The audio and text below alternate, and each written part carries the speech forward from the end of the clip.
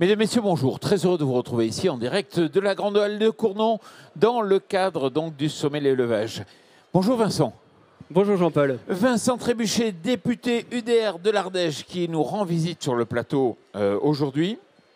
Vous trouvez que le gouvernement, est-ce qu'il va répondre ou pas à la crise des éleveurs? C'est pas certain.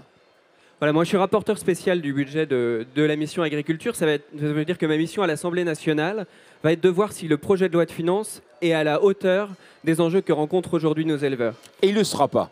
Écoutez, on va le voir. Simplement, on n'est pas face à une crise temporelle, on est face à une crise structurelle. Ça veut dire que depuis 30 ans, depuis 10 ans, on a perdu 30% des exploitations d'élevage. Et nos éleveurs font preuve d'une résilience absolument formidable, mais ils ont besoin aujourd'hui non pas de mesurettes qui vont leur dire oui, on vous aide jusqu'à la prochaine crise. Ils ont besoin de savoir si véritablement il y a une prise de conscience sur le fait que leur filière est en danger.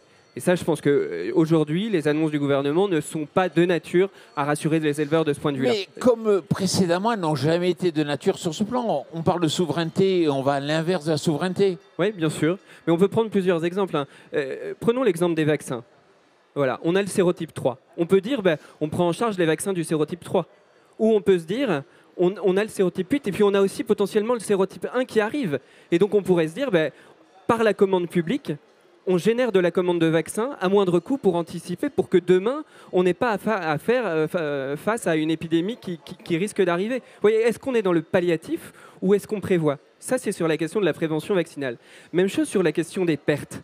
Est-ce qu'on indemnise uniquement des pertes directes ou est-ce qu'on se rend compte que quand un éleveur il perd une brebis, il perd des agnelles potentielles et il doit utiliser des agnelles qui vont remplacer cette brebis, etc., que potentiellement ça vient hypothéquer ses aides futures sur la PAC et que ce sont des pertes potentielles énormes. Donc vous voyez, est-ce qu'on pallie juste aux pertes directes ou est-ce qu'on aide à prendre en charge les pertes indirectes qui permettront la reconstitution d'un cheptel et du coup de continuer à favoriser le développement de cette filière? Vincent, j'ai envie de vous croire, mais vous savez qu'on doit trouver 60 milliards d'euros d'économie, donc on ne va pas investir avec une vision aujourd'hui, malheureusement.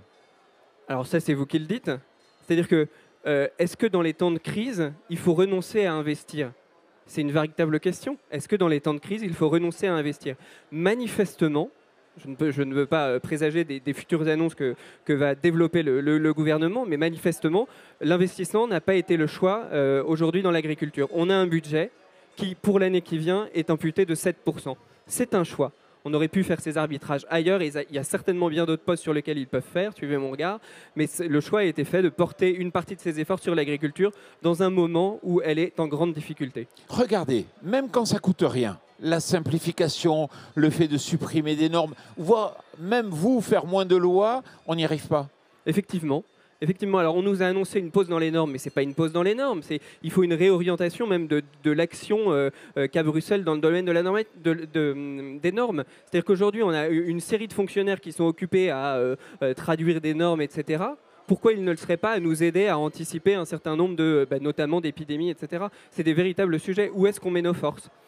Prenons l'exemple du loup, si vous voulez. Aujourd'hui, on se réjouit parce qu'on a potentiellement un déclassement du fait du loup en espèce surprotégée. Mais quand on voit le temps que ça prend pour modifier la Convention de Berne, qui obéit encore à des constats qui sont ceux de 1979,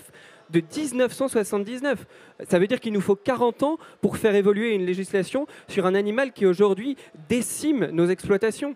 Je veux dire, on voit bien qu'il y a un temps qui aujourd'hui est insupportable pour l'éleveur moyen entre les décisions qui sont prises à Bruxelles et celles qu'il voit véritablement en conséquence dans son exploitation. Je vais aller plus loin que vous. Même pour toucher de l'argent qui est dû des aides, ça prend du retard terrible. Il y a des régions, par exemple en Franche-Comté, où ils ne sont même pas sûrs dans l'année d'avoir les aides. Oui. Manifestement, les engagements ont été pris pour que ce soit versé cette année.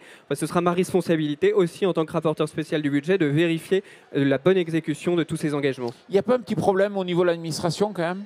Ah si, bien sûr. Je pense que ça, c'est un sujet qui n'est pas uniquement propre à l'agriculture. Il y a un sujet aujourd'hui d'empilement des normes, d'empilement des organismes.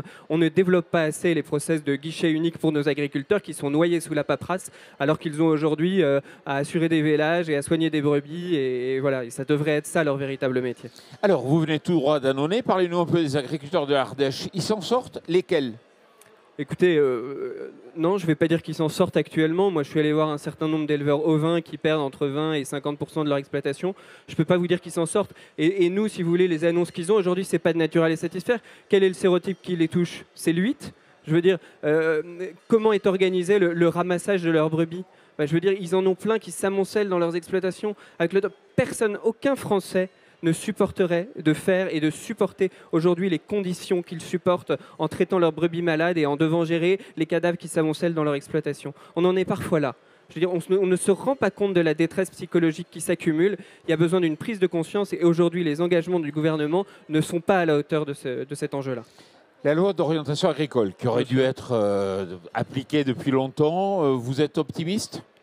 Écoutez, optimiste, c'est difficile de l'être dans le climat actuel, étant donné qu'on voit que les puissances publiques ont mis 3 mois à se réorganiser pour fournir un gouvernement. Donc manifestement, les discussions vont être prises au Sénat. Le texte devrait réarriver à l'Assemblée nationale en janvier. Ce qui est certain, c'est qu'il faudra être beaucoup plus ambitieux qu'on ne l'a été dans la précédente loi d'orientation agricole. Et donc là, il y a un certain nombre de mesures qui devront être rajoutées à cette loi-là. Certains de vos confrères, ici, à votre place, disent « mais on peut adopter des décrets, on peut aller plus vite sans passer forcément par toute la machine parlementaire ».